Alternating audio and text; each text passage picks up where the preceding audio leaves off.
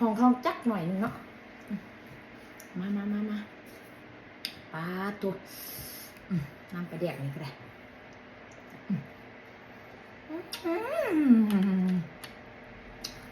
มันนัวอย่างไรนะ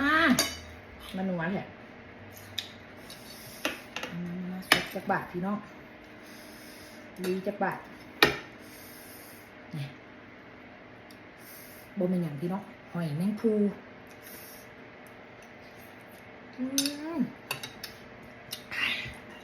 มีแห้งกะ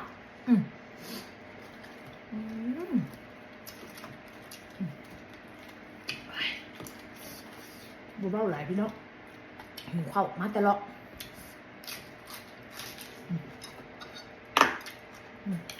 กุ้งบน